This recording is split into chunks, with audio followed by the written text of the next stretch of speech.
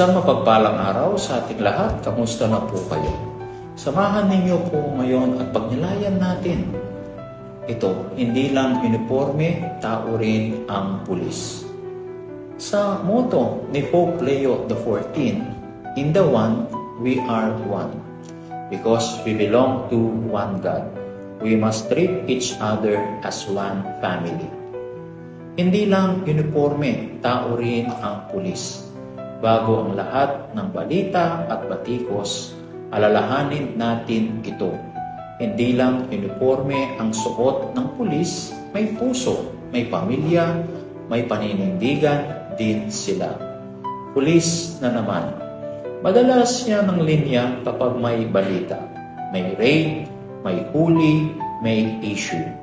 Minsan pa nga, kahit wala pang buong detalye, may hatol na agad. Sila na naman. Mali na naman. Pero kailan ba natin sila tinanong?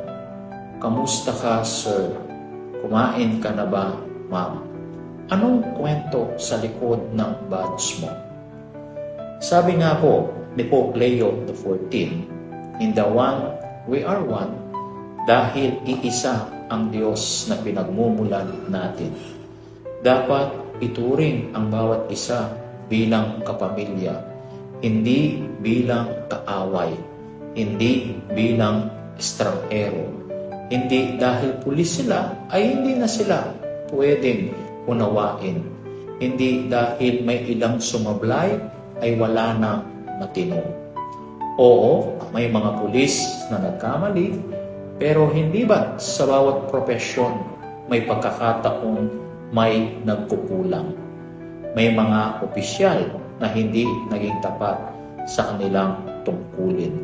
Ngunit hindi ito nangangahulugan na ganoon ang kabuuan, di ba?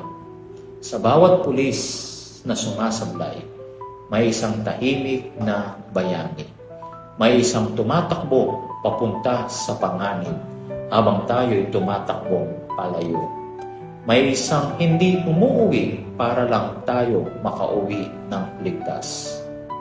So we, though many, are one body in Christ and individually parts of one another. Sabi nga po sa Romans chapter 12 verse 5. Kung totoo nga ang in the one, we are one, dapat mas piliin nating magtulungan kesa mag-atulan. Mas piliin nating magdasal para sa mga pulis na nagsasakripisyo kesa mag-generalize sa mga pagkukulang ng ilan.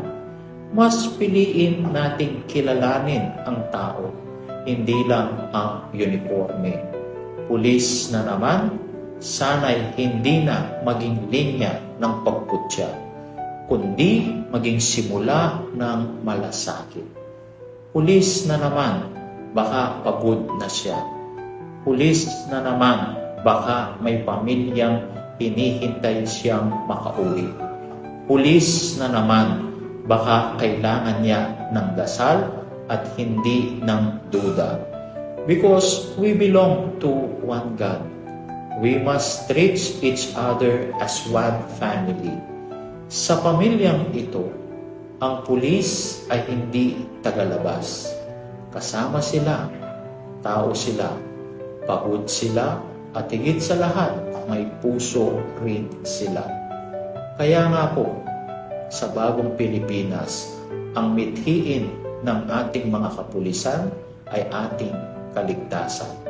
Muli po sa mapagpalang araw sa ating lahat, and may God bless us all.